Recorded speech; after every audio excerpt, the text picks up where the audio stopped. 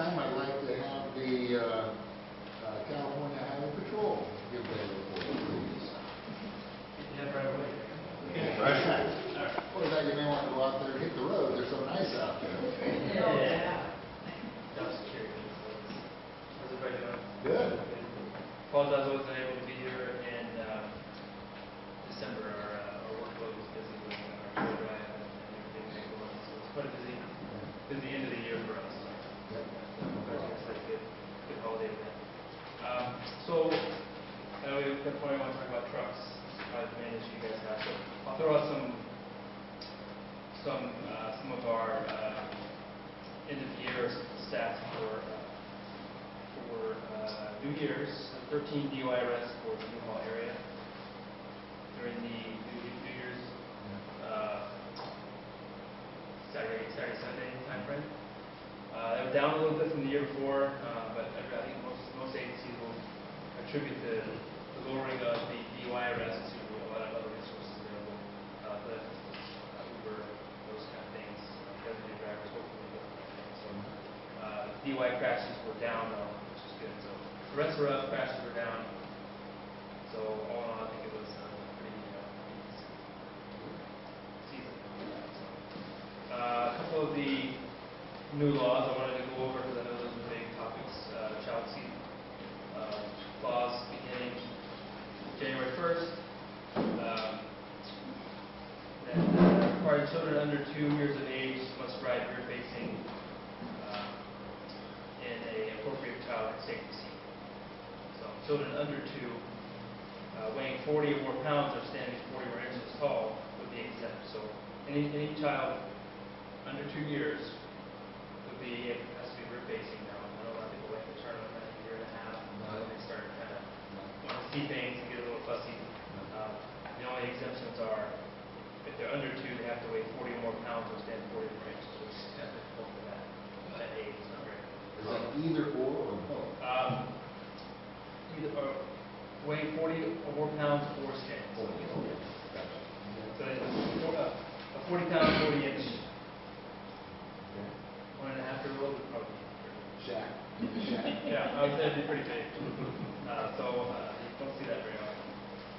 The cell phone laws, the hands-free law, that's another big one that we're trying to get the information out there for that. The cell phone law has always been in effect for a while. They didn't write it. The words hands-free weren't written in the actual law. So we looked at it as a hands-free law, but people were contesting it because it wasn't written in there. So I have my phone just to dial it and then put it down. The officer saw me and pulled me over. Or I was looking for the number to call. I was manipulating my phone, and that's changed the verbiage of that. So manipulation of the phone is allowed in the hand. So you swipe the phone, touch the phone if it's mounted correctly. Where's going to be mounted? It'll be mounted in the center console by with air conditioner vent, or maybe have a clip-on mount, and then you can mount them in the lower left-hand corner window. So on your left, so up there, which you don't want them.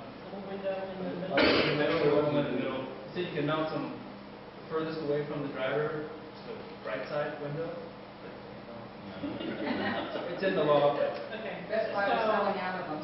So window left side. window left side just right there, not obstructing the driver's view, and then just below the driver's vantage point on the dash.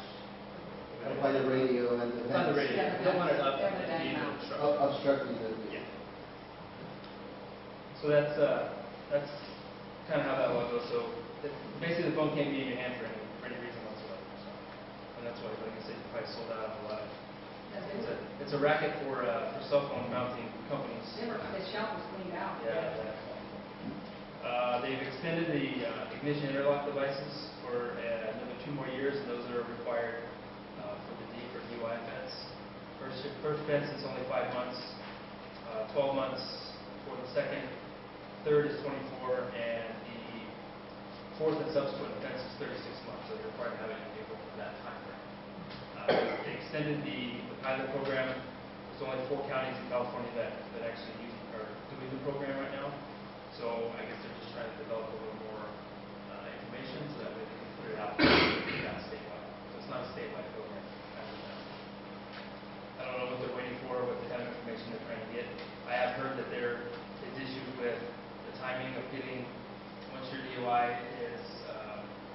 completed all your programs, and now you gotta have your device in the car.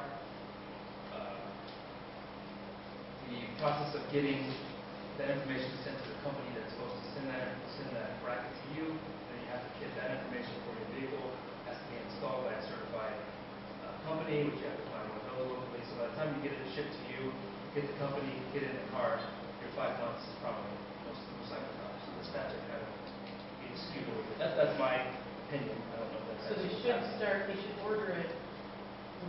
Yeah. Yeah, when they're due. So there's a lot of, we've stopped a lot of people with suspended license, and suspended license they don't have a device in there, so we're, look at the device, and we'll start looking, and then the end of the offense versus now, it's suspension, but that doesn't really necessarily, not really effective. So, we're doing every 15 minutes program next week at West Ranch High School. I don't know if you're familiar with that program or not. We do it with all the local high schools, sheriff's department, and have their schools, because it's a statewide program. So it's not just for our schools that we have primary jurisdiction of. Do we do that at? Oh, yes, absolutely. Okay. Yes, the sheriff's department will do the program with the grant information that the state provides, and then we'll come and supplement them, give them the information, help them out with setting up the program. So it's a great program. So we'll be doing it for our office. We get our own program for West Ranch. It's going to be next about 19th, 20th. Our big event coming up that we're looking at right now is the inauguration is going to be next Friday. They are activating our special response team for that, deployment down to LA. They're not activating full activation for our department, which they did for the actual election. They determined that it's cost effective. It wasn't that much money in terms of the state of California. We're activating because freeways are being taken over throughout California, LA, San Francisco, Oakland, anywhere. So they basically kind of let things kind of play out, and played out in a bad way. So they activated all of us, and then when it was all said and done, and nobody got hurt, and everybody got dusted off, and the bill came, and the bill was a little too much for the state to want to try to do again. So they're just going to go case by case. So they're activating us to go down to protest suppression. So we'll see how that goes. So that weekend, I'll probably stay with me away. I don't think there's anything planned up here.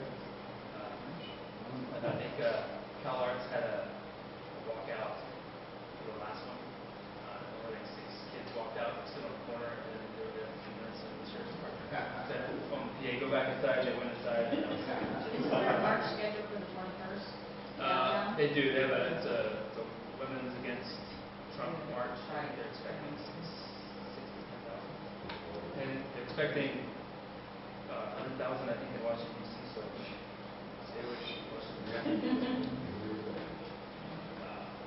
No major incidents really occurred during November and December.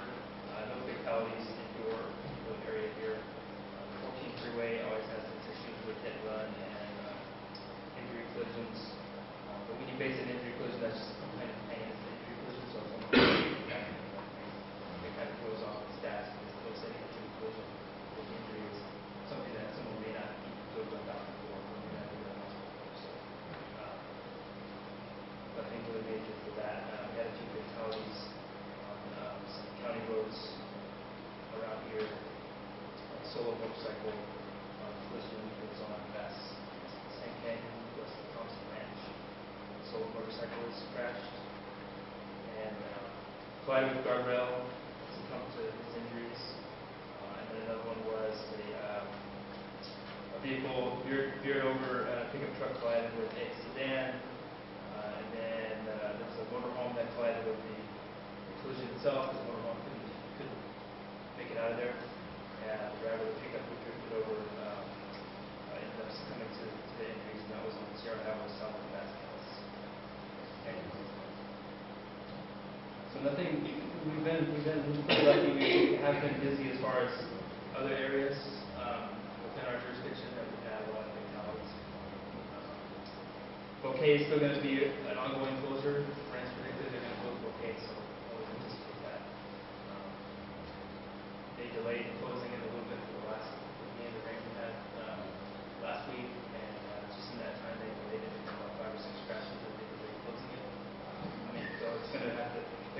pushing it back more and more, but then there's just a lot of public scrutiny doing that. As you can see, it But shows. Vasquez is open. Vasquez is open, so that's gonna help out a lot. That's gonna probably alleviate a lot of traffic through the city, Santa Cruz, going around. So, just keep in mind that that's always an ebb and flow, so with the rain, we'll probably, I'm sure most people are watching that road. With every rain, they're probably walking out there and checking to see anything moving. What happens to the residents on Boca Canyon in this place? They can have this one too, right? So it's only closed south of Big Oaks Lodge and north of Texas area. So there's no homes within that closure area. Unfortunately, they can't come south to get out of the canyon to take medical treatment through the areas where they can go north and then go through San Francisco and live in that area. It's obviously an animal there, but that's their alternate route to get out. So they post up signs to close up closures right at it's the one that cuts through the San Francisco. It's not San Francisco. Spunky Canyon? Spunky Canyon, you got it. Thank you. Spunky, there's a birdie in there. Hopefully now the word is out there. We're posting the next goes out. They post social media and county posts. I spoke with our commercial enforcement officers, and they have come out periodically to the area. No speeding tickets have been issued, but they've issued some weight citations, being overweight as far as what they're carrying coming through. I talked to them just the other day. There wasn't any. There's only one speeding issue, and it was the driver was around a curve, and he kind of just cut the curve basically. So it's, the speed for that is 0 basically crossing the road. So they stopped him, wrote some block with violations and that instead of speed. But nothing really over the top that I would really pass on to me. So we are coming out here and checking, and we are driving through here and checking the area. So we've had speed issues. I heard the issues with the dumping and those things. I have noticed that they're going slower in front of my house in Agua Dulce Town, and the frequency, which is an issue unrelated to you guys, is actually increased of the trucks, right? But I do see that they used to be doing maybe 55, 60 coming from my house, and the speed limit is 40, and they're certainly staying within 5 miles of speed limit. Are you seeing an influx because there's construction locally? Is that what we're seeing? No, I think they're just dumping out there because they can't dump in LA anymore. And this is kind of there's been a collaboration between the truck companies and the drivers just to come out here and dump. You know, they sometimes dump. A lot of it is dirt that's people do want, and I think a lot of people are perhaps not aware of what the law is in regard to how much yardage, and you can fill 12 inches, 1 foot, you can cut 2 feet. There's a certain limit, anyways, that I'm not sure, but I think it's 30 yards. That you can do at the most. That's 30 yards is like 3 trucks, without getting a geology report and all that, which is a big headache to go through. But I think there's an effort now to dump out here. It's become known for that. They're also doing it on occupied lots illegally. There's citations for that. Right. Okay, so at least we know that that's happening. It's not all for people that they want it. So there are some that do want it. Perhaps. Sure, but then probably there's not that person doesn't want it that day. It doesn't wait, obviously. But I think I think that's a separate issue. As long as I think if you guys are enforcing the law in regard to speed and the weight, that's a huge effect right there. Because what bothers people greatly is when they come barreling through town like that on the hill, right? Now, my personal objection to the trucks in front of my house just passing one after the next, it has decreased quite a bit when I see that they're observing the speed limit. I'm not as angry about it, right?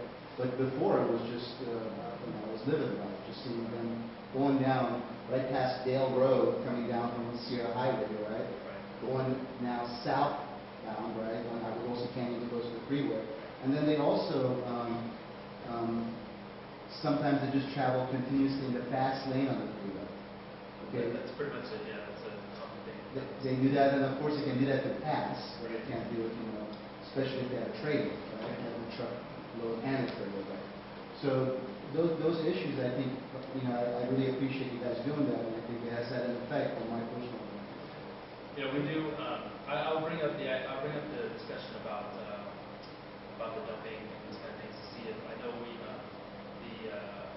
Highway Patrol has programs that go to the trucking companies, in order for them to have their DOT and their CA permits, they have to go through certain processes, and then the processes, there's violations are looked at, common occurrences, complaints are looked at, and that goes into that program. So I'll ask around to see what information they need if they want to check on the dumping of illegal dirt. And obviously, it will depend on what's their probable cause to talk to these trucks. Exactly. If you talk to every truck and everyone you get, or you talk to 3 and they're all dumping legally where they need to, you're obviously, I understand. yeah. So I'll have to ask to see what kind of See what the work orders are and things like that. yeah. But I do see in town, through our town, where it's 35 miles an hour, consistently, those trucks driving way above 35 miles an hour. I'm in town a lot, and I see them going way too fast through town. There's no crosswalks, people cross here or there, but they're not keeping the speed limit in town. And I have 4 emails as a council member that people have sent me that, they almost killed me in the middle of town. That I was glad to share those with you. But you can always forward those to me, and I can pass those along. There's always resources. I'd like to be able to do that because I don't know what else to do with them other than was my opinion. Yeah, stuff can always be passed off, and you can always build a recurrence, and in that way, if it comes time to ask for additional funds for commercial grant enforcement. And I have forwarded them on to deputies Scott Shore and that. Absolutely. And I have some updates on that. Very good. Thank you very much. But you guys, Super. Thank you. Thank you. Happy New Year. Deputy Scott Shore. Let's get on the sheriff's report next. That must be me. Well, Happy New Year, everybody. And just to add on the dump trucks, I have stopped several of them.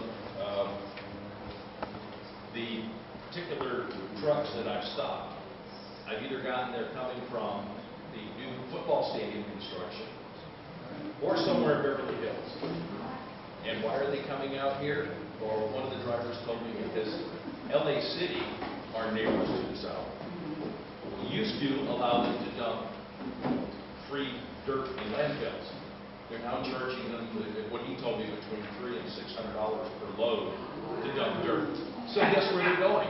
They're coming out to the county areas. Now, the one gentleman that I spoke to and chased him out of here was on Darley. He was standing there with a clipboard, going house to house to house, asking who wanted free dirt. So I asked him for his business permit, and I asked him for his bill of lading and his work orders that shows he was doing it. It's like, and I go, fine, I'm going to start impounding all your trucks. That's what I told him.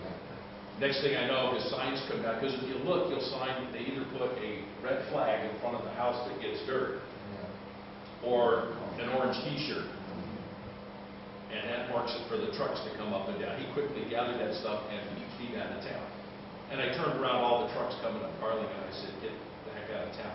If you notice, it's starting to degrade, I would also say Canyon Road from the amount of trucks going through here. This rut, and they just paved it not too long ago, and it's already rut. Yeah, one neighbor said she counted 52 trucks coming up Arbor. I counted 38 in 1 hour on the second. And she said it was like 1 hour. 4-hour period, these trucks just coming down. It's only because of the rain that's cut down a little bit. Yeah.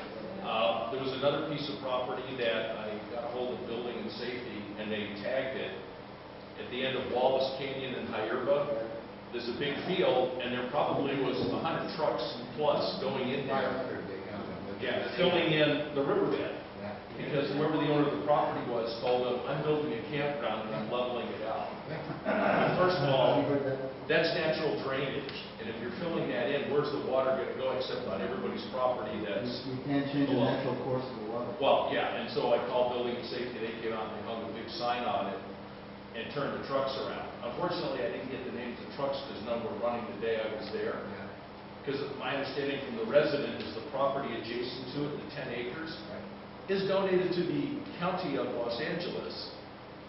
The county of Los Angeles as a dedicated park. They have cut the fencing down to go around to get to that property. And I can't find anywhere, trying to check to see if that's really LA County property, because then I might be able to get signs posted that says LA County property, no trespassing, and cite them for going across LA County land. So, but that's what I got with that. There's another piece of property that we got called on, So actually, building and safety came out and stopped. and they put, yeah, all of a sudden the chain went across, and there's a yellow sign, and the owner was contacted, and the trucks have stopped going up there that I know of. I And haven't then, seen yeah, it. it was gonna do it. And I told the resident, I go, if I were you, I'd go to the corner there and take down that orange T-shirt that's hanging there at the end of the flagpole, because it's on your property. And I think they did that, so Thank you very much. we have that. There's another neighbor, and I haven't been able to get back with them. One of the other deputies talked to them. They were complaining that somebody was dumping truck after truck of mulch on their property. Well, I called regional planning, Dan Garringer came out. Apparently that property is agricultural. The guy who's dumping is buying it from the owner. And they're allowed to dump X amount of truckloads of mulch, and they're spreading it out on the property. And when we first contacted the dump company, he goes, oh, well, I got it from the fire department. We can dump 18 inches high across the property. Well, that's not what they were told. Because they checked with one of the captains at 81s, and he goes, no. I told them, you could put mulch and cover your planter beds and fill not your whole property. They don't like that, because that's. No, Yeah, that's fine. no, but this guy, Dan Garringer did call the company and told them that apparently they were like at the limit of their trucks. They could do like one or two more, and then that was enough. So I haven't heard anything further on it, but yeah, at least regional planning is aware of that property, and it's on their list to go look at every once in a while. Well, apparently it wasn't the person's property that was actually dumping it, he was just thinking about buying it. Right, he was thinking about You're buying talking it. about that Shady Lane. Yeah, Shady Lane. And the owner of the property didn't know he was dumping. When I talked to him, he was like, I didn't know he was dumping. Oh, yeah, he told me he was buying it from you. And, because myself and a deputy Brickner had been there, and it was like, we were getting all the names. And I was like, yeah, Good, thank you. we'll see how that goes. All right. Now for the long-awaited statistical reports. Welcome. And I still haven't been able to convince deputies that Desert Road and Cattle Creek are not Agua Dulce equipment, so I took those off. So we had nine reports for last month. You had one drug driving arrest. You had an adult missing. And we had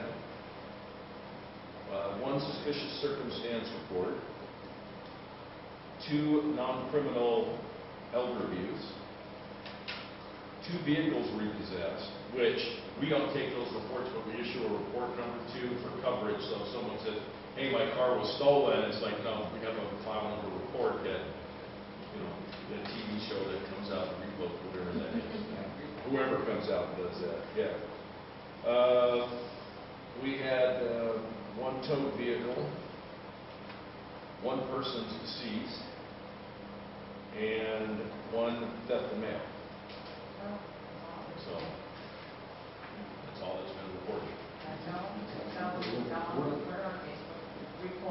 Unfortunately, if it's not reported, the DA has said there's no crime. And I did get on that My Neighborhood site, and I've seen a bunch of stuff, and like I told the Acton, some of the stuff that I followed up is not true. It was reported because somebody hears something, and oh my God, there's another burger. No, if it was never reported. In one case, the owner didn't know tried that. Okay, for the year end, they do have some year-end stats. And actually, I think Agua Dulce did quite well. Overall, you were down 52% from the previous year with crimes. You had basically the crimes against person category, which is homicide, rapes, assaults. Year to date, you had 5. Last year you had 6, so you were down 17%. Robberies, which is, you had none of those, and you had none last year, so that was good. Burglaries, last year you ended up with, and that's all burglary, residential, night unknown, other buildings, you had 14. I'm sorry, 7. You had 7 of those, and last year you had 25, so that was a 72% reduction. Have we ever had robberies out here? Do you know? Not as long as I've been here, so, Thank you very much. which is good. Thefts, which is all kind of grand theft, petty theft, on vehicle, phone booths. You had 14, you had 20 last year, so you're down 30%. Auto thefts, you had 0 this year, you had 3 last year, so you're down 100%. So that brings you totally down to 52%, or 51.795. We have to take it all the way out to many places. So that looks pretty good for this. But I still warn people, be careful. I was told the other day that we possibly have recovered all the LPs that were taken from the post office. One of our volunteers was told that in their meeting, and I had to confirm that with detectives. They said they got all the keys back, because one person is in custody, and I know the feds are working on the second one, because we turned it over to the feds. Because at least they'll go to jail that way. This is California, they'll get, we don't want to slapped on the hand and said, don't do it again. So the feds got that case. Yeah, the hardest thing for us is the rural mailboxes, because most of those are unsecured. And I've tried to tell people, if you see somebody at the box who doesn't belong, call us. Try to get a description of the car, even a license number.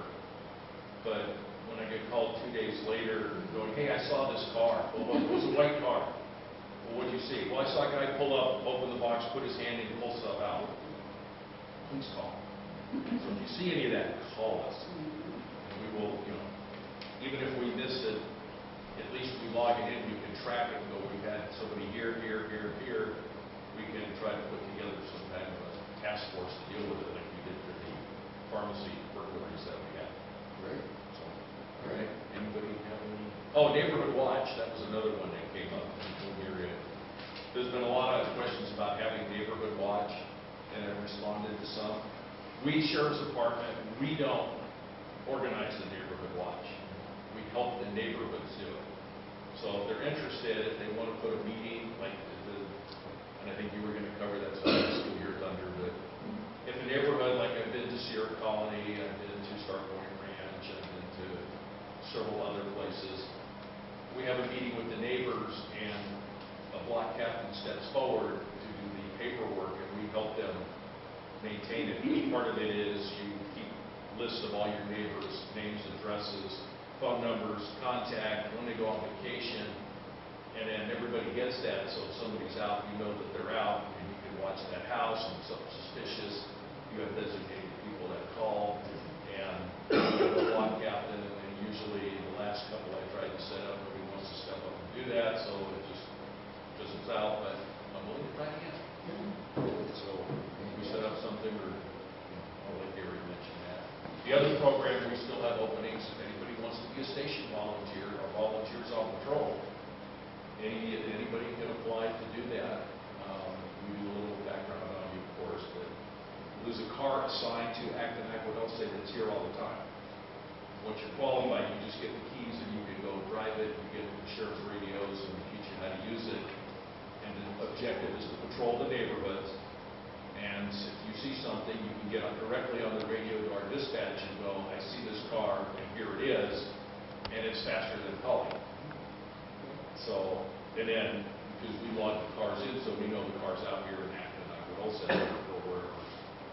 So, and we have openings for that too. So that program is always available, supplement. And who would they contact then? They contact either Sergeant Andrew Nagel or Deputy Jody Wolf at Palmdale, which is 661-272-2400. It's the Community Relations Office, and they handle all the sign-ups. Sergeant Nagel and Deputy, Wolf, W-O-L-F. Yeah, how many hours is that, Scott, to qualify?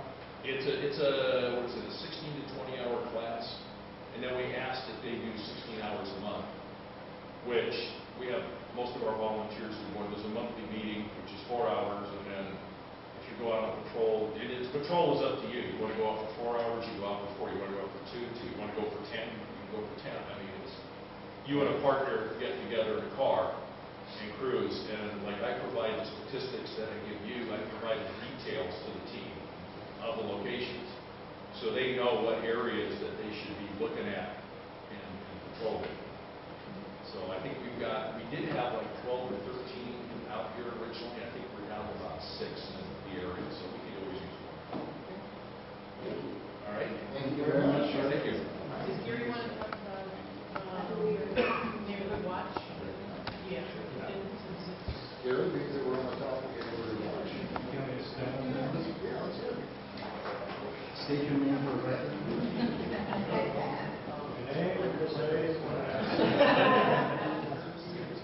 Gary Hudson, Subcommittee, Disaster Planning.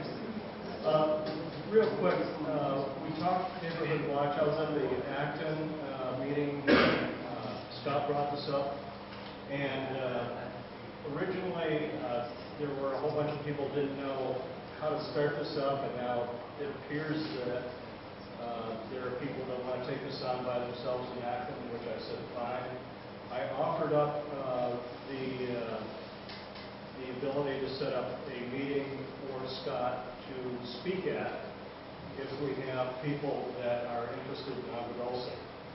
So if we have folks that want to figure out how to start a neighborhood watch and what elements are included in that, and Scott would be happy to come out and speak. I can coordinate with him, set up a time that works for everybody, and venue, probably the library would be a good place for that.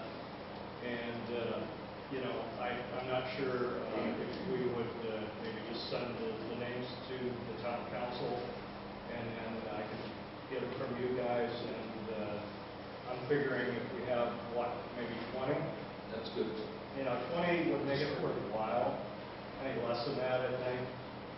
Why wouldn't we meet at the library? We can meet here, but as long as Is there a free. cost issue? Yeah. I'm sure that women's club or neighborhoods. So, if we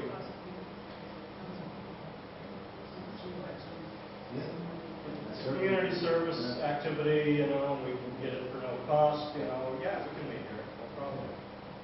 So, minimum 20, I think, would make it worthwhile. Any less than that, then we're doing it piecemeal. Okay, so, you'll coordinate it. Yeah, I'll set up the time, and we'll assume Women's Club will be the default location. Yeah. That's okay with you, Scott? Sure. Okay. I just look at the leader. And then,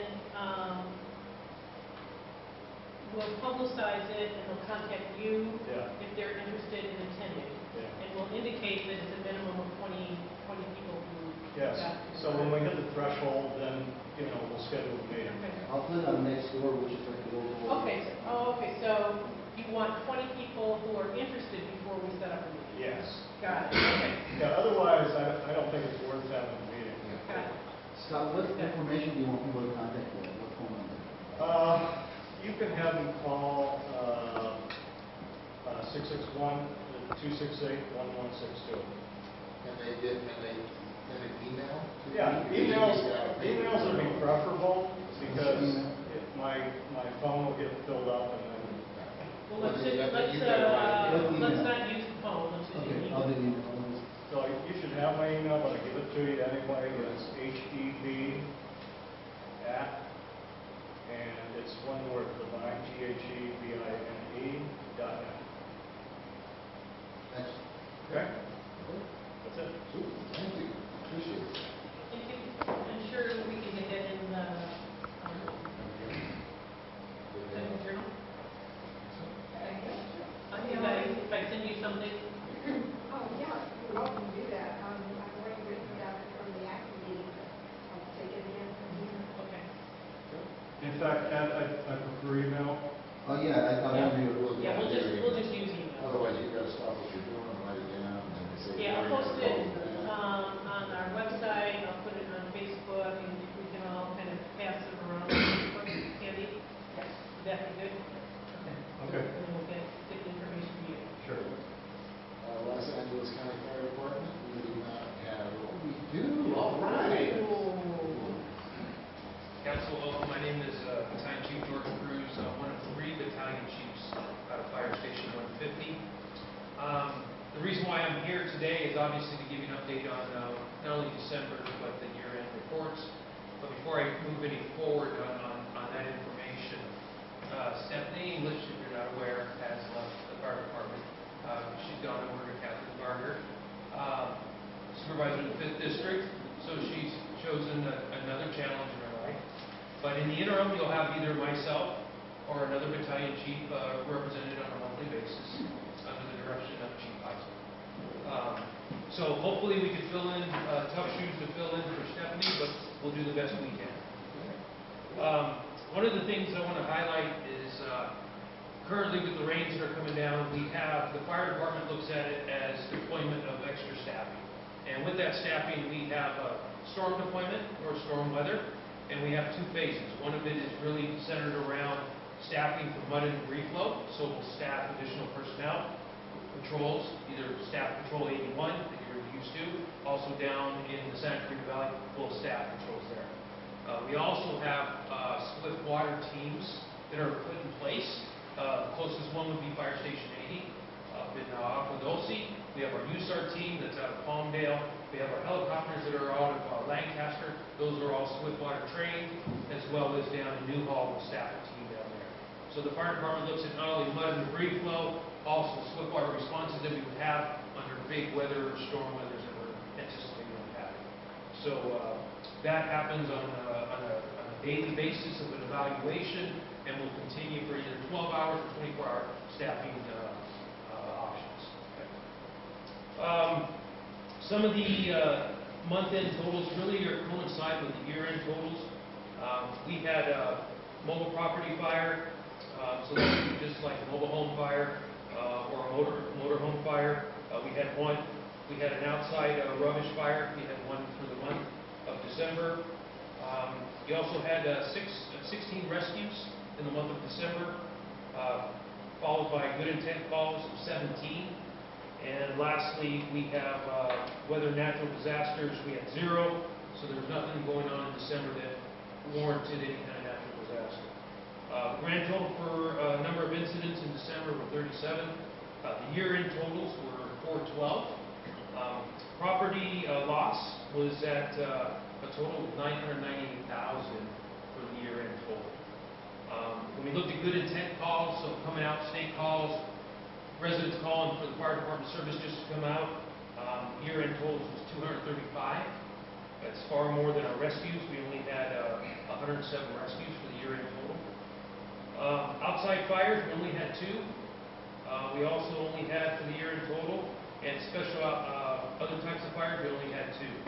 One of the things that we do have a high level, but consistent with December, is mobile home properties catching on fire. We had 20 for the year-end totals.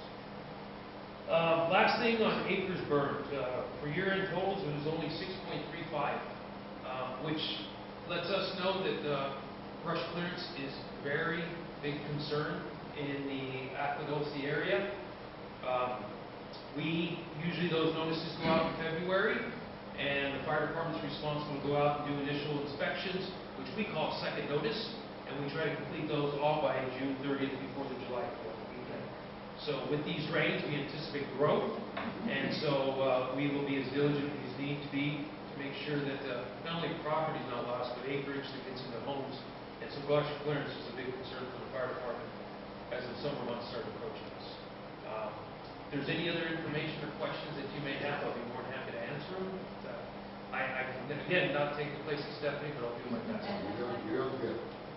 Yes, sir. With the fires this summer, have you seen a lot more mudslides and erosion, like on Soledad Canyon and the area?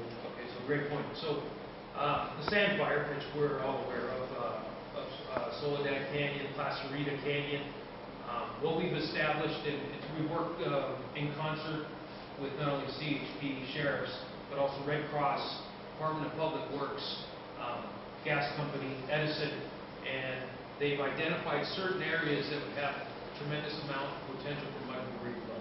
That would be Iron Canyon, Soledad Canyon Creek, these are all creeks, and Bear Canyon. And what we do is we'll staff patrols like we just did recently for 12 hours, and those patrols will go out at 6 in the morning to get an understanding of how much rainfall is occurring at that moment. So they get their eyes on it. Throughout the 12 hours, they give every 2 to 4 hours, they give reports to the battalion chief as well as the assistant chief on how those creeks are doing, if there's any closures, any roadway for not only entrance but evacuation. So those reports come to us and we send them to our dispatch center. This has been a major concern for Santa Cruz, but more of the residents in Robinson Ranch, Soledad Canyon area. So we definitely have everything in place to run or manage a mud or debris flow, where to the point of evacuation. We've identified through the Homeowners Association of certain individuals that are unable to take care of themselves, if they needed oxygen, if they needed assistance to get out because they're bedridden. So those have been provided to the fire department. We've done face-to-face interactions to find out next to kin, emergency contact information, what their needs are, and the patrols, when we have inclement weather, go and check on those residents to make sure they're okay. So the fire department's doing everything they can in the potential of something that's tragic as far as the amount of rainfall that's coming down. Yes? Two questions. You had asked about sandbags. The fire station still has sandbags? Every fire station has a minimum of 500 sandbags and 2 loads of sand. However, in the Sand Canyon area, we've increased that to over 1,500 sandbags and 4 loads of sand, minimum. Obviously, that gets evaluated. There's always a shovel there, so the residents can go ahead and do it. At times, firefighters will go out there and fill the sandbags, and we've even got to the point where we'll take them out and help them. So we do what our part is, provide those resources to everybody, but in those areas, we've increased the amount of sandbags and sand. And there's also, Sorry. How often do you replace the loads of sand that are there as soon as they're gone? No, what happens is on a weekly basis, we get reports from, especially after the rain that's going on, we get weekly reports that we order the sand and sandbags weekly. And we try to stay above it as opposed to getting down to minimum levels. also that notification 888777, is that where those reports come from, is when you go out and look at the areas? You know what, I'm not familiar with that, so I couldn't answer that question. Yeah, do you know? It's Nixle. Yeah. The Nixle report. That thing is great, It comes especially from during the fire season. a lot of different agencies. Yes. Fire and sheriff. Yes. Illegal dumping of manure, like a mountain of manure, is that a fire hazard? Spontaneous combustion. I mean, Define a mountain. I'll show you, Well, there's a picture. here's the thing. Yeah, where's the picture?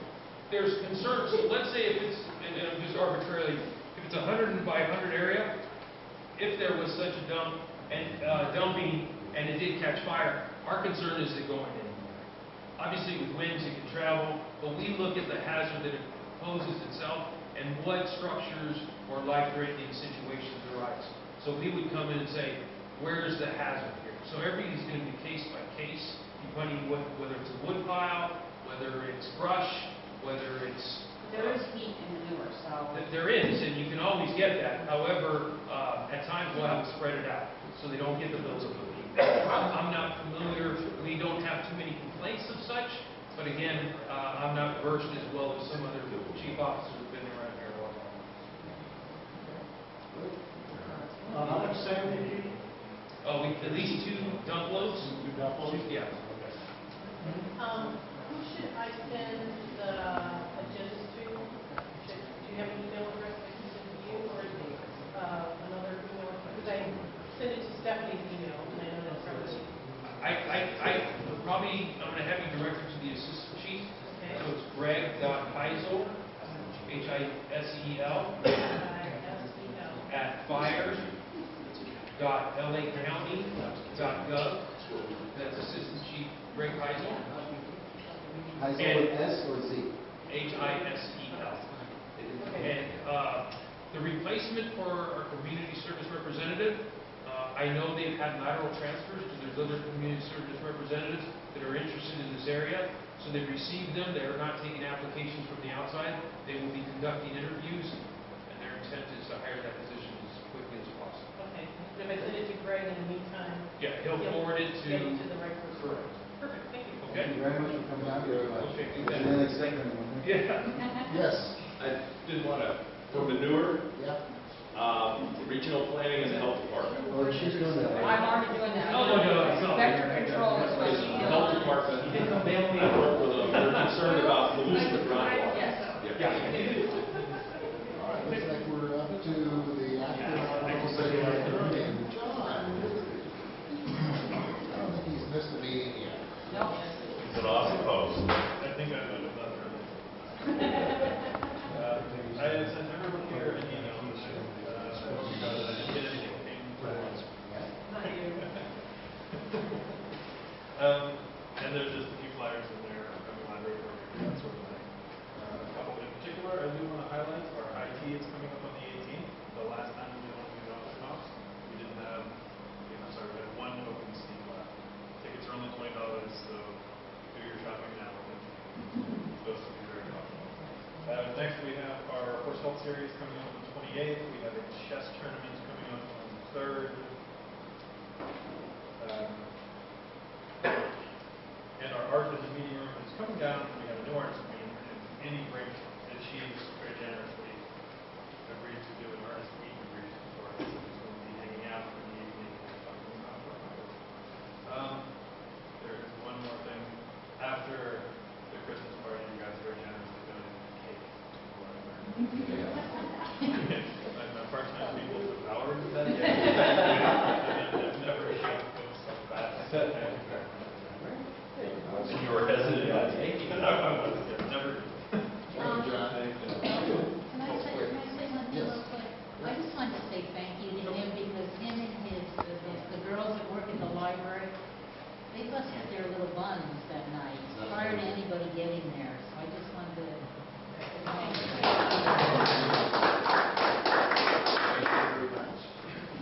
Now we have a good district court, Rosalind. So just to finish up on Stephanie, Stephanie's going to be our justice deputy, overseeing the sheriff, probation, DA. So she's there, she's started. We're happy. Sorry.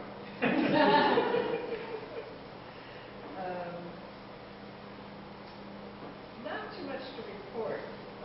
The conversation regarding homelessness and illegal immigrants is still continuing with the board. There was an item on the agenda actually today that it got so raucous that I had to clear the board room and ask everybody to leave, and they went into executive session, and when they came out, they finished their agenda. People were just really, from both sides, people that were not supportive, people that were, what they were trying to discuss was an office of immigrant affairs that would provide one-stop shopping for those seeking help. And it hasn't been determined yet exactly what services the office would offer, but Supervisor Solis's office said it would help immigrants find legal representation to fight deportation cases and assist them in identifying other social services. A detailed plan of the budget and staffing levels is expected to be proposed later this year. Supervisor Barger was voted against the creation of the office and the proposal to also include the Office of Education and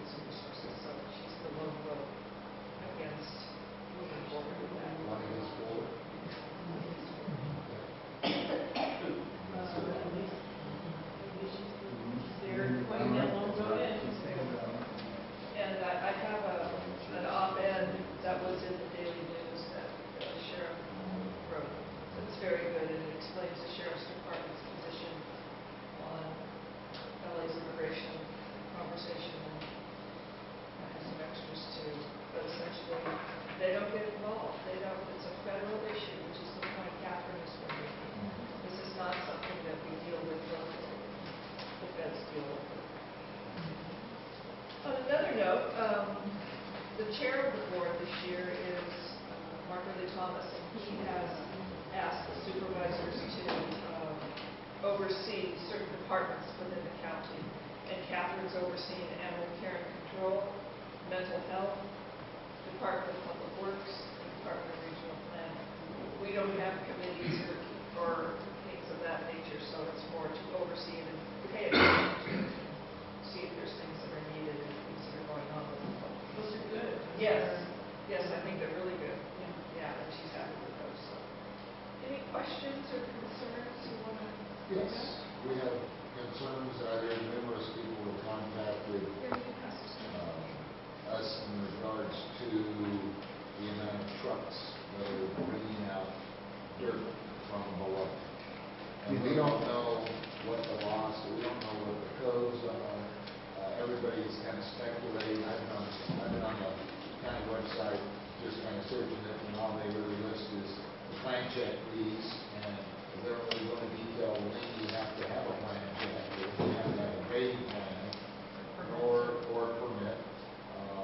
And there's a number of, I kind of call them dirt brokers, that are going through neighborhoods.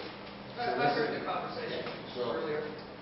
For example, next to my house, there's 27 acres, it's big, and they probably brought 300 to 400 truckloads of dirt, You know who you need to call is building and safety. That's who you need to call, because I had called them when I got some calls earlier last month. But these were people who had actually arranged to have the clean fill dirt put on their property. They were spreading it. But there are rules and regulations about it. Building and safety can look at it one by one. Well, one of the neighbors went to building and safety to see if she had. On Vale or in Santa Cruz? Santa Cruz. Okay. And building and safety said they pulled the cow on the top and said, we don't have a permit. We don't show that there's a permit, but we show that there's been 11 complaints. So you think if there was 11 complaints, they would be made aware of it, and they would be searching it. Maybe there is nothing illegally happening, but we don't know what the law.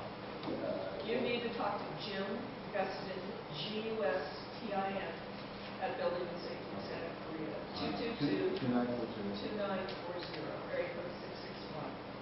He has been out here, some of his inspectors have been out here. Every location's a little different. It's not, I'm heard a lot of different things tonight that were happening. Okay, because I know the issue that somebody contacted me on, I had them contact regional planning, zoning enforcement. And I think that's the Wallace Canyon issue, that they actually came out and I know of another person who had somebody from building or zoning enforcement out at their house saying, where's your permit to do this? So, is that another? Building and safety concern Building and also. safety. I had not heard the regional planning one, but when in doubt, I'll vote. Rosalind, is there anything that you can do, and I doubt there is, about the overall problem with the degeneration about roads and, the traffic issue? And are you saying it's case by case? I've had 4 people contact me regarding this as a council member.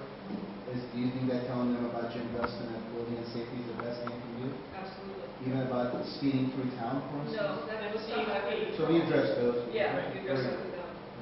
And the roads, I think we're going to have to wait until we see this dissipate. So it's And three then we'll different, look at. it's 3 different things: building and safety, the criminal aspect of it is illegal dumping, and then the CHP for the traffic. Well, I don't know if any of the dumping is illegal. It may not be allowed, but if they're dumping on the road and like the manure situation. Or those- unoccupied lots, like you said. It could be, but we don't know until we check it out. The owner of the lot may have said, sure, go ahead. Don't know. So it has to be looked at, each case individually. But I wish we could get back to the people that are down in the other valley, telling people to go do it. I guess from a community point of view, the way I understand it, and I think that's the way you understand it too, is that we have a concern that this, we're gonna become the dump ground, you know, into the future, and this is not gonna stop.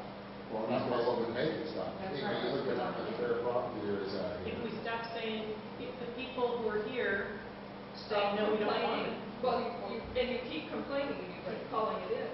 And I would hope that the Country Journal would write an article, and you could take that and get it out to other people. Right, but as long as people are saying, come dump it on my property, it's gonna continue. And there's a lot of people out here who are in that category. Who want clean buildings. Right. But it's not the majority. They don't want to pay for it. But there are I some people understand, who it are, adds up to be enough.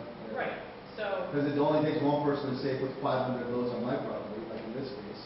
That's going on all day for a whole month. and Right. then- But there's nothing to stop you from calling building and safety and asking them to come out and check it, because if it is illegal, they will cite them. So unfortunately, And then- That's the best deterrence that you can, yeah, I mean, suggest to us. we don't have any investigators that can then follow the trucks back down to where they need to see what they're picking up there. I understand. Thank you very much. but it sounds like you're saying, well, it can't get worked because it stopped. Well, I think we're very fortunate to have Deputy Short, you know, to be so proactive about it, that, you know, we appreciate that, And I think the and more Officer Crawford. you're the greasy wheel, and these people keep getting visits, Yeah. the better off you will be. Jim Guston. Okay, we'll stay on with the Sheriff's Department and the Highway Patrol as well. Bust them immediately, but they can't catch these guys. Right, But if somebody simply puts up a shed, they're busted immediately, but they can't bust these I guys. guess they have to, someone has to call. There's no balance here. There's no, it's like if my neighbor wanted to put in a horse arena and they started grading, and immediately they were shut down. Well, But if he's got 500 trucks showing up and coming and shut them down. My friend If is. they're there when it's occurring, yes, but if you call after the fact, no. So you need to call in the moment. It's similar to law enforcement. They can't take our word for it that somebody was speaking, they have to see it themselves. Thank you very much. Thank you. Thank you. Great, thank you, and Happy New Year. Nice enough. Chit chat there. All right, now we're on to, where we at? Presentation session. Okay, we have a couple items to tell you about Regional Planning Commission public hearing, draft access requirement ordinance. It's continued to a later date. We can talk to Roslyn about that. I don't think there is going to be a later date. I think you got what you wanted and they're not going to move forward with it. Excellent. Oh, are you sure? No, I'm not 100% sure, but that seems to be what I'm hearing. That's later enough. Good. Public stakeholder forum to discuss formation of the Groundwater Sustainability Agency for Santa Clarita River Valley East Sub-Basin. It's going to be held January 24th, at 6:30 p.m. at the center. It's actually It's the activity center, here, Activity the center. aquatic center in Santa Cruz. at Center Point. Okay? So anybody wants to go, let's go. I'm going to go. And let's see what it's all about. Get my name in there. Anybody else from the town council want to go with me? That's fine. Just to find out what it's all about. I think it's, well, this is, we'll find out. Try that one, as open mind as I can. Number 11, high-speed rail update. Ma'am, welcome. Here we go. See what we got going on. Hello, everybody. Hello. Haven't been here in a while. There's not a lot going on with the high-speed rail itself. There is some current activity as far as what the group in Hanford has called for a meeting, which will be February 18th, Saturday, at 10 a.m. Jackie and I are already planning to go to that. What they're saying is that it's time for us to be aware of the funding of what the High-Speed Rail Authority is trying to do now, which what they're trying to do is they quietly tried to get a loan from the federal government in July. And I think it was for, let me look here, $15 billion. And of course, they didn't get it. So, and cap and trade hasn't worked out the way that they thought it would, the amount of money that they thought they would get from cap and trade, that fell through. So they're kind of desperate right now. the 24, I believe it was, private investors that they contacted to, privately bring into it. None of them were interested till they can prove that this is a viable project, that it won't be subsidized by the taxpayer. So that's a good thing. Kathy Hamilton called to our attention that there was a really good article that I missed on December 24th in the LA Times by Ralph, our man who does all this writing for us. So I would get that and try to get that to Lillian and see if there's anything that we want to put in a country journal about that. The biggest thing I think was the fact that they tried to get $15 billion and weren't able to touch it through the federal government. And I got to believe that the way the Congress and our new president-elect, it's going to be even more difficult for them to get money. But I don't know what I'm talking about, so we'll just pretend I didn't say that. Anyway, they haven't been able to prove that it was credit-worthy to their other investors, and so they counted on private investors, and it's not happening. The other thing I wanted to point out is that Jackie Ayer has written, I believe it's 6 articles in the past country journals. The purpose of these articles is to prep our communities if in fact we do end up in some type of lawsuit. We've got, what Jackie's done is the work of a miracle. I mean, Jackie is an engineer, but she's got the brain of an attorney also. So I really need to congratulate Jackie. She's not here. And I know the articles are long and they're hard to read. I've had to put them down and go back to them and go, did I understand that? But if in fact we as our 2 communities end up having to enter a lawsuit, we're preparing for that. Hopefully. She is doing it. She's awesome.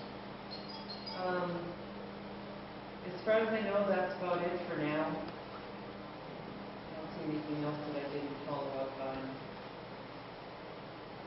Okay, that's it. Yeah, We're on it. yeah. Congratulations, you were Woman of the Year in Los Yes. Angeles. Thank you. Very nice. Congratulations. There's a lot of people that deserve it, though. I deserve You it. deserve it. Are you going to double, they're going to double your salary? Is that what it is? All right, committee reports. Appointment of committee chairs for the 2017 term. So let's go through the list here and see who would like to be. No, we did the officers. Bylaws Revision Committee. It's an active. You want to keep it? That was for the... I have a problem. Vince, are you okay with staying on it? Is there something comes up? Okay. So we'll stay on it. But we'd like it to stay active. Okay. So we're going to keep it there. Okay. CSD Revision Committee. And that's kind of inactive too. Election Committee. Rosie. Would you Yeah. like to be? Unless Mary has heard from Lucy with the financial statement, I have not heard after the email we had last week. So we still have you as our liaison, and then Lorna is still the chair. Yes, according to So the, let's keep it that way. yeah, let's keep it that way. Unless we hear something different. Yeah. So just keep Oh, I'll on keep up with Lucy. them. Oh, yeah. Returning. Oh, yeah, you know you, Mary. The bug of the year, right? That's me. Film Committee. Candy? You take that on this year too?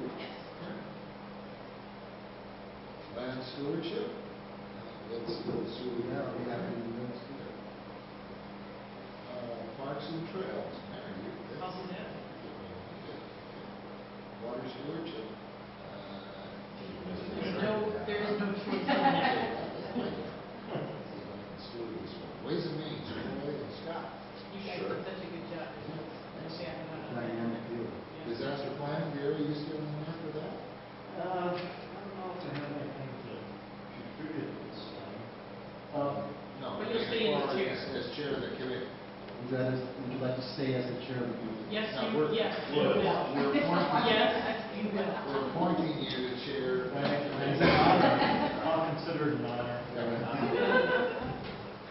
I'll it's see our acting honor. in the school board liaison. We're still there, okay, good. Great. Acting town council liaison. Billy, are you up for another year? But of course. Okay. Underline your name. Okay, now, let's go through the list to see who has any reports. Election committee? Any Waiting for report? the- There's nothing, You're waiting? other than waiting for the report from our district. Good. Bylaws revisions, no. CSD, no. Okay, we're waiting. Election committee. Good. Now, get back to that. Yeah, Film yeah. committee, we have a report from the film committee. Very quiet. Okay. Land stewardship, Ed Porter. It was about the trucks, and I think we talked about it, and they want to repeat that. So really, the more phone calls, we're going to say we're getting. Yeah, So- we need to publish that too. You know that I had the number And I'll- memorized. Right, and I'll put that on our Facebook stuff and. I'll put it on next door. Facebook You again. saw it, there's on there, that's people. Yeah. I sent you an invitation for next door. Oh, yes. I'm on next. You are? Yeah. Excellent. I sent you an invitation. Next door is a little bit. Parks and Trails, Mary Ann. Nothing. Water stewardship, Rain. Lots of snow. Ways and Means, Troy, Scott, anything? We had a fantastic We have a- party Thank you with very much. great fun. Gary, anything more to report this afternoon? Okay. Acting school board liaison. All right, so, I reported at the last meeting real quick that, our superintendent was going on medical leave. Yes. He has now, sadly, turned in his resignation. He's going to comply with the 60 days that his contract requires, for him to do, and, he's going to focus on himself and possibly take a part-time job, if he has to basically resign. So our superintendent, Dr. Brent Woodard, he was a great guy, amongst many accomplishments was the building of the high school, and more importantly was the securing of the matching portion of our bond that we passed.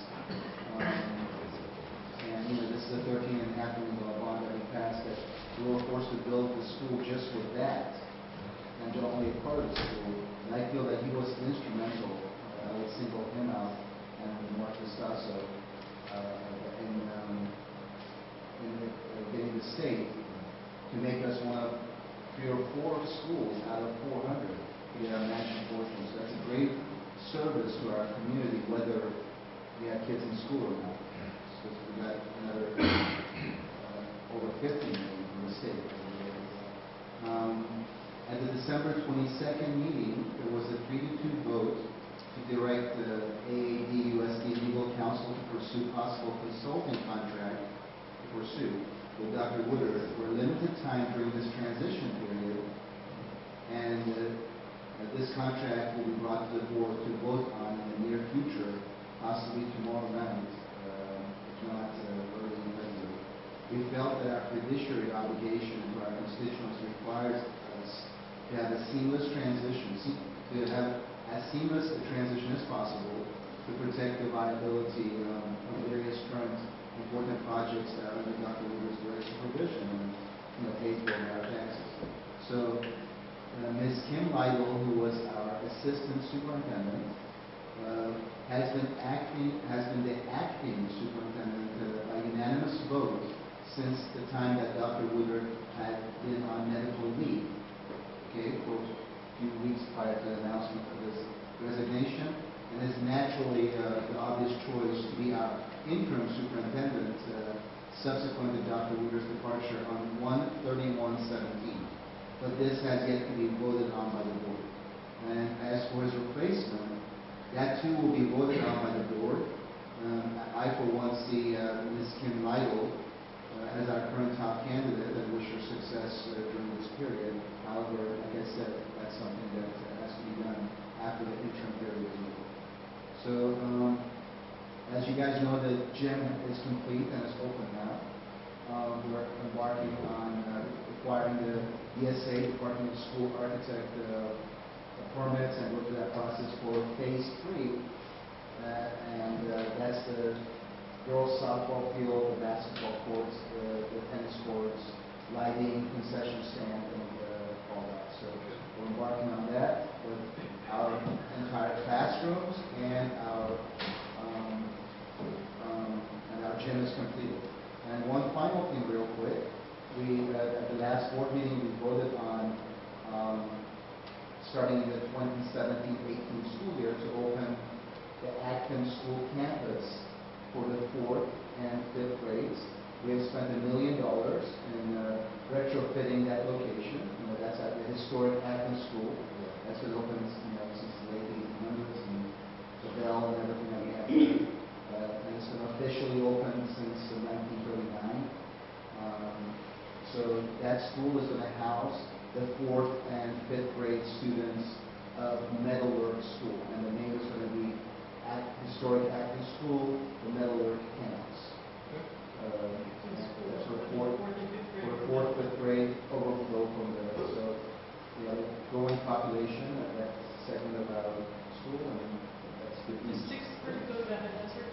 6th grade, and 7th and 8th go to High Desert, 9th, 10th, 11th, and 12th go to high school. Awesome. Thank you very much. Acting Town Council liaison, Lillian, anything to report? Yes, I think the Acton Town Council is taking this Santa Clara River Valley Sub-Basin GSA situation very seriously. Acton may be designated in the wrong area, and Jackie's checking into that.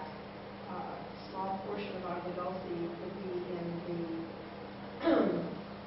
area that will be considered at the forum on the 24th.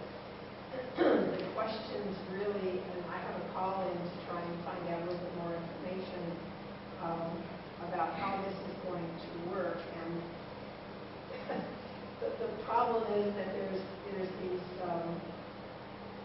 this is pursuant to the state law that you no longer own the groundwater, and it's all will be handled by an agency that's created pursuant to this situation. The question is, who is going to determine who is going to run the agency? There's a number of them involved right now, including LA County. And who runs it? What are our rights? Where is this whole thing going? And there's a lot of questions, and I'm looking forward to going to that forum to find out more about it. It's another control thing, and so that's one thing that they're concerned about working on, plus the high-speed rail as Pam described, and there's a big discussion about traffic and safety, which is a bigger problem for them than it is for us, but it's all allied. So there's definitely issues that need to be addressed carefully. Thank you. I think that's it. So now we have open forum section. Anybody wants to stand up and talk about anything for 3 minutes or less? They have the floor, which we don't. Thank you very much. A couple announcements. The Association of Rural Town Councils meeting is going to be January 25th, which is a Wednesday instead of a Thursday, at the new Fort Sill Library meeting room. The next regular Agua Dulce Town Council meeting is February 8th, right here. New business? We have any? Okay. Future agenda items, we'll share with Captain Dennis later. I have a comment on Yes. on the future agenda items. Yeah. Other, D&E are kind of similar. Yeah. Yes. Have you ever thought of doing a panel with some of these people and bringing them to the meeting and having them talk about it and you ask questions? And I think if we were to receive more input from the community with particular problems, I think that's, that's when we want to bring them on board and see if because some of the problems may be handled with a phone call, but if there's numerous, right now, there's no building going on out here, simply because it's so difficult, to qualify to build your house on your own property. And so, but that's something that we want to consider. Right, I didn't know you were waiting for your questions. Yeah, we've kept that on kind of continuously, kind of in the hope, I'm not sure, in the hopes of just if anybody has specifics, we'll address it. If we see a trend, nobody's able to afford foundations. But that's a great idea. I like the forum idea. Yeah. Get all the decision makers in a room. Do I understand on that subject that you are waiting to see what kind of input you're going to get?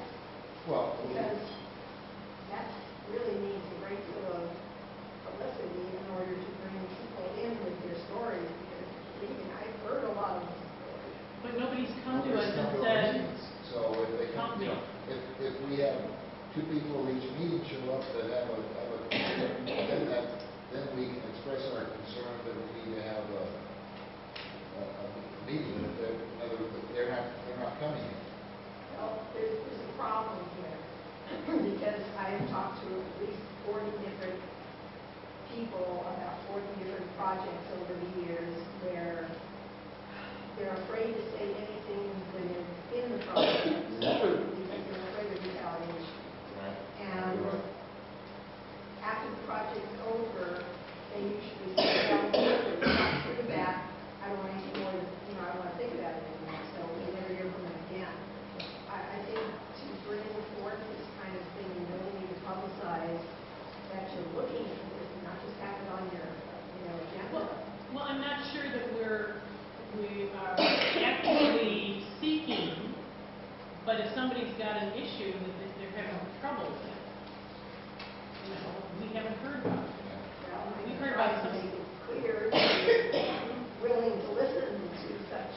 Well, that's the purpose of our town council is if you've got problems in the county, bring them here and we'll try to direct you to the right people. Yeah, because if we were to hold a meeting, let's say we have Roslyn, or we kind of these people say, everybody show up next meeting, how do we know that there's going to be 2 people or 200 people?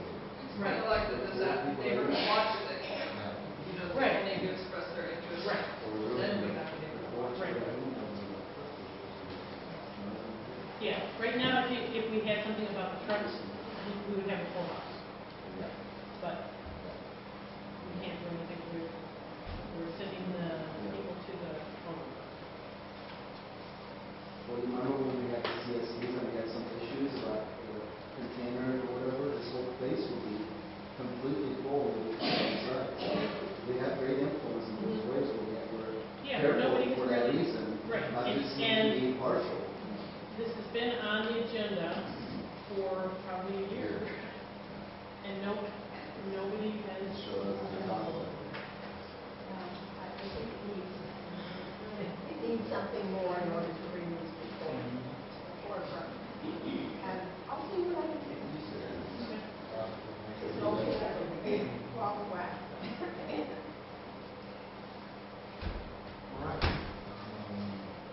And I think transportation is an option. We kind of figured that we've been at, from what I understand, the single bins is only giving up their single Right, the residential. Residential. They're going to continue to do commercial. commercial. I think that's what everybody was up in arms about. Yes. So it sounds to me like that's just kind of solved itself at this point. Low-key, but I think there was enough interest expressed at that meeting for a residential trash franchise that they are working on coming back with additional information on So that's why it's residential stuff. So Ben's is going to do the trash?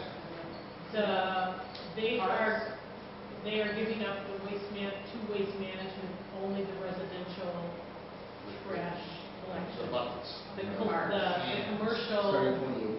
the bins containers. they're going to continue to